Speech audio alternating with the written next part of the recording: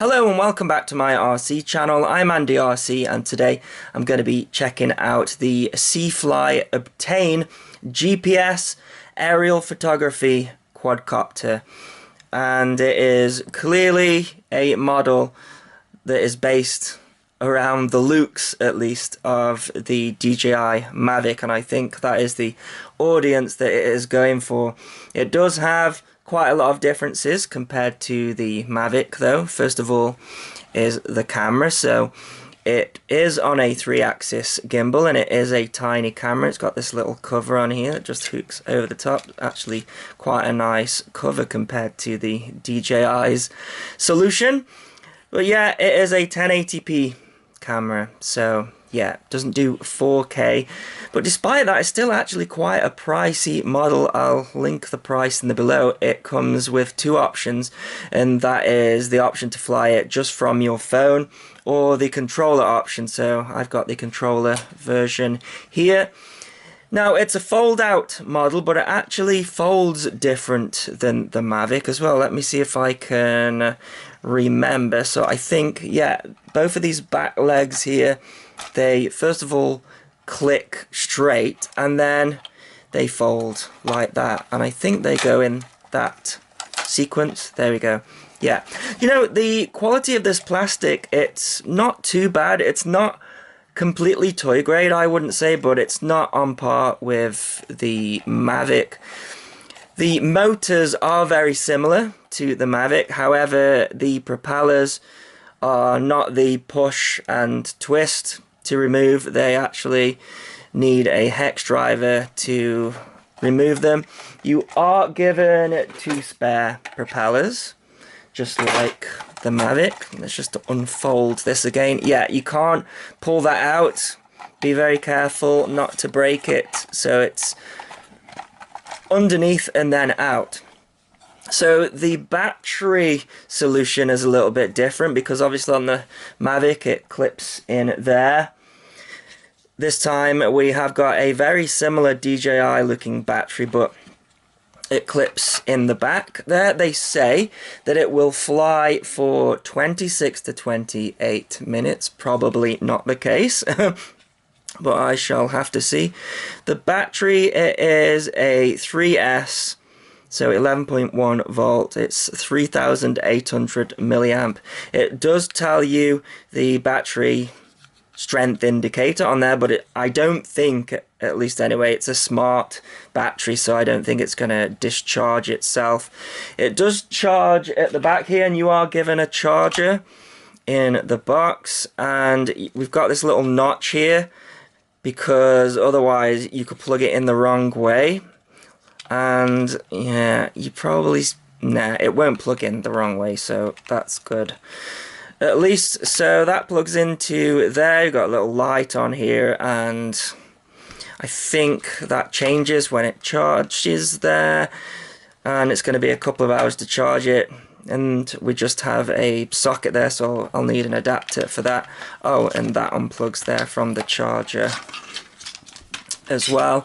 So I don't think you are given a micro SD card. Let's have a look at some of the other stuff. So we've got an adapter there, we've got a USB cable, just the 2 props, the manual, and that's it. I'm not seeing a micro SD card, so I'm going to have to add my own there. It doesn't tell me what micro SD card it supports, so I'm going to be using a Class 10 32GB, and hopefully that will work, and if I have any problems I'll let you know. These instructions, they're okay. They don't detail everything though. They've got the QR code in here for Android and iOS, so yeah, it works with those, but I'm going to be using Android today.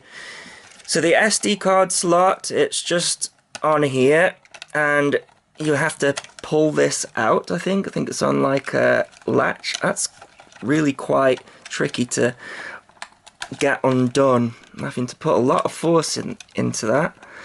Is it going to come out? Come on, please. There we go. And then we have got this other SD card clamp, I guess you would call it, like you get on a phone. So yeah, that's going to be pretty secure.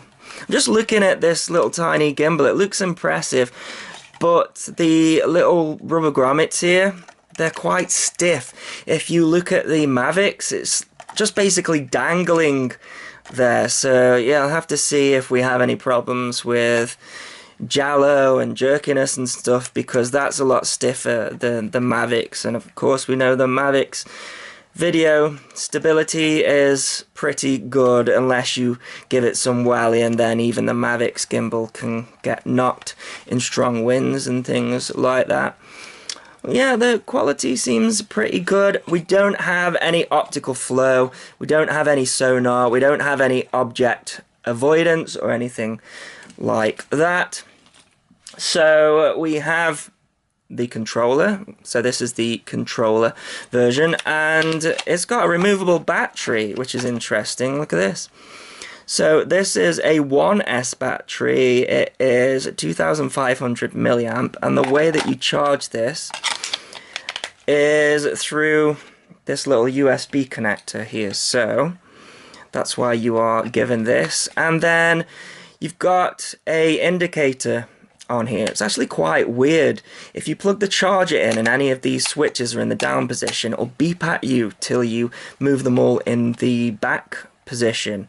Yeah, so you've got a green light here, and if it flashes once, then it's something like 25% charge, 0 to 25%, and then if it flashes twice, that's like another indication, and then if it flashes 4 times, it's almost fully charged, and then if it's on constantly, then it's charged, apparently. Now, my controller has come in mode 1, which is great, because I'm a mode 1 flyer, but the instructions do not tell you how to get it into mode 2. However, the Seafly YouTube channel does tell you, and apparently you have to hold the throttle down whilst turning on the power and holding down this button here to get it into mode 2. And to get it into mode 1, you have to hold down this one here and press this button while turning on. However, they've got another video that says that you don't have to hold these buttons down. You can just hold the throttle down while turning it on. So yeah, conflicting information there, but it looks like you can do it. So that's fine by me. I'm mode 1 flyer anyway, so I'm going to be flying in mode 1. Got these 2 antennas here. I'm just trying to see. Yeah, they do have antennas in them there. So this is going to create a Wi-Fi hotspot, I believe, and I can put my phone in here. But this will also create a Wi-Fi hotspot if you want to fly directly off the phone. But of course I'm going to use the controller here. Also conflicting information regarding the range. It says that the 2.4 gigahertz range is 500 meters and the Wi-Fi range is something like 300 meters. It's enough for me, but it seems like it's not going to have crazy range, such as the Mi, for example, or the Spark, which I think this is going to get compared against when it comes to the price. So as for the switches that we've got on here, when you turn it on, if you have any of the switches in the down position, it'll beep at you like that until you move them, and it won't let you use it. So this switch here doesn't do anything. This switch here doesn't do anything. This switch here is your modes. We've got A, P, and S. So A is altitude hold mode only, and you have to start off in that, otherwise it won't let you turn the transmitter on. So you start off in altitude hold mode, then when everything is booted up, you go into position hold, so GPS position hold, obviously. And then we've got one that's S here, and I think S is sort of like a orbit mode, like an autonomous mode, so I'll have to check that out. This one here is the return to home switch, and they also call it the calibration switch. So if you wiggle this back and forth really quick, you can do a compass calibration, which is, you need to rotate it 360 degrees and then do that horizontally and then do it vertically, and then you can calibrate the compass. We have got a takeoff and land button, which I believe you have to hold down for a couple of seconds for that to work. And then we've got the video and photo button here as well, if you want to do that. Of course you can do that through the app, which I'll take a look at in a little bit. And to arm it, I think it's both out to the side like that. The sticks, they feel like Xbox style sticks to me, although these are quite nice, I have to say. The transmitter, a little bit more toyish than the quadcopter, I think. You know, it hasn't got much weight to it. You know, this is a little bit tacky here, but in general, it's okay. The sticks feel okay for the price, I guess. If we get good video out of this, I'm not going to be too bothered about the fact that some aspects of it are a little bit on the cheap side. Anyways, let's take a quick look at the app. So the app is called the Seafly app, and it looks like they've got a couple of different models. That one looks like the Derby, doesn't it? So yeah, and it's also available in white, and I don't think we can say they were copying DJI here, because DJI brought out an Apple only Mavic that's all in white. I think this was available in white before that. We press enter here, so the app's really straightforward, which I like. It's actually started with the sticks on the screen, and the looks like the gyro is actually active there. So I can press this, I think. Press OK, it gets rid of the stick, so I can now just use it with the controller. Got a takeoff and land button here. We've got the return to home button here. We've got what looks like number of satellites at the top there, the battery life, the Wi-Fi signal strength there. We've got video mode and photo mode here. Anything there. Also can change the angle of the gimbal on here as well. The settings are really straightforward. We've got a beginner mode that limits us to 50 meters of height, I think. Oh no, distance of 50 meters and height of 30 meters. We can change the virtual joystick, so left hand or right hand, that's the joystick on here. Let's see, we can set the low power alarm. It's set at 10%, might want to lift that up. We can also calibrate the compass from here, and the gyro calibration we can do here as well. Selfie mode, I'm not sure what that is. Nothing details what selfie mode is. And that's it. That's your lot, I think. Oh, if we go into here, then we can do an autonomous flight. It does mention on the website that you can do follow me mode. I'm not seeing any follow me mode functions, so yeah, not sure what that is about or if we can do that, but it seems like we can do autonomous features like make it go down a flight path. I'm never interested in that. I always like to fly the model myself, but I know people like that feature, so it seems like it does have it. Okay, so it seems like this system is running on 5.8 gigahertz because my Pixel XL won't pick up the frequency, but the iPhone does, so sadly no screen recording. And I've got everything connected here. I'm gonna start the recording, see if that starts moving. It's spitting of rain here, which isn't ideal, but let's get an arm it. So what am I in here? I'm just in altitude hold mode, so let's see what happens when I switch it into position hold.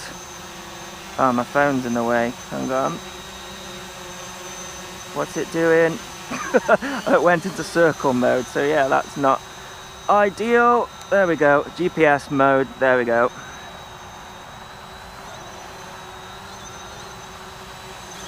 So let's move the gimbal down a little bit. Oh, that gimbal's sensitive. Yeah, and it's a little bit delayed as well, so you sort of have to dab it.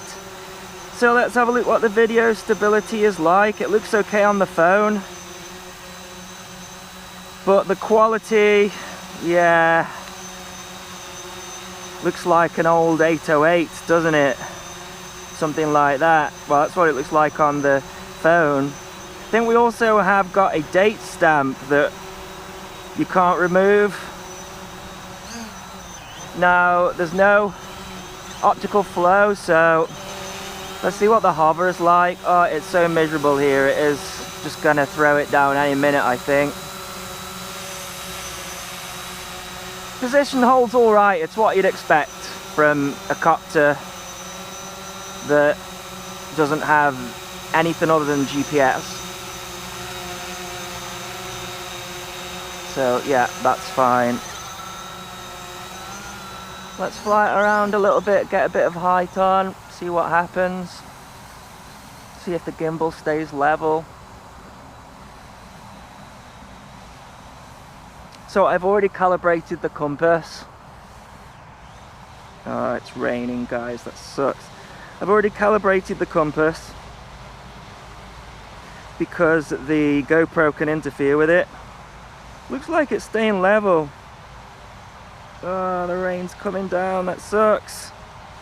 This weather, man, I can never catch a break with this weather.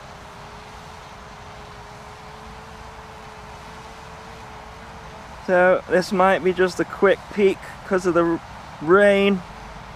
Doesn't look too bad on the phone though, I have to say. The video isn't breaking up or anything like that. Seeing a couple of little stumbles. Oh, let's point the camera down, hopefully the rain won't get it. Ah, this country, man. Yeah. That gimbal's really sensitive.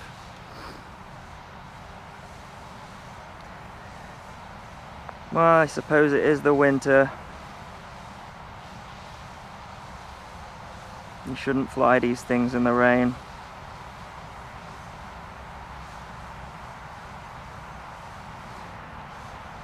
Let's bring it down. Do you know, the moment I step out of here, that's when it starts to rain. Guaranteed. It's not rained all morning. The gimbal looks all the way up as well. That's pretty cool. But I'd like more exponential on the gimbal, I think, because it's sensitive.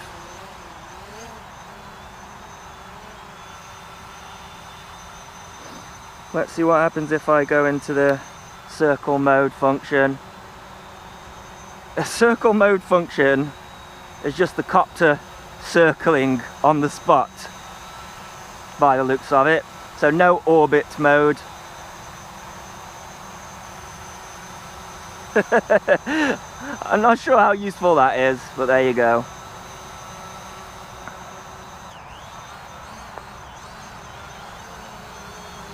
If that camera's getting protected.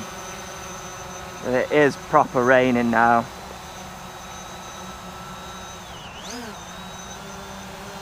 I hate this country for more reasons than just the weather.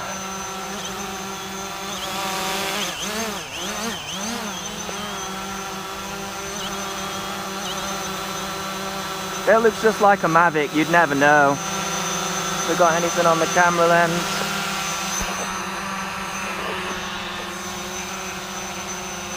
Stupid weather. Right, let's go see what happens if I hit return home. Let's fly forward fast. Apparently it'll go 22 miles per hour. Ah, the rain. Right, return home, this one.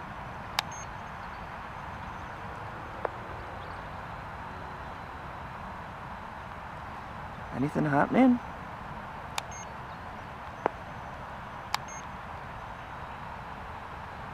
I'm sure it was that one that was return home, but that's just hovering there.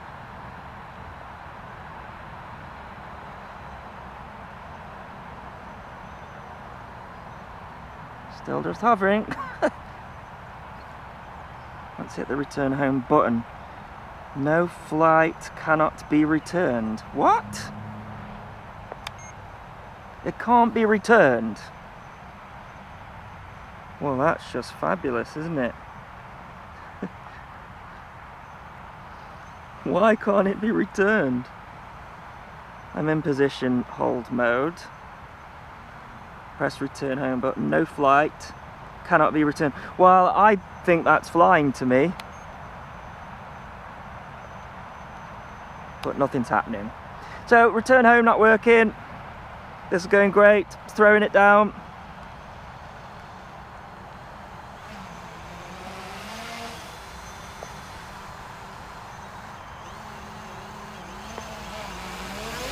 So yeah, I don't know what more I can test really. It seems like it's buggy. Let's land it. Oh, what happened there? Did it get like, I think it didn't like the air coming off the landing pad, I think. Go slow, go slow, go slow.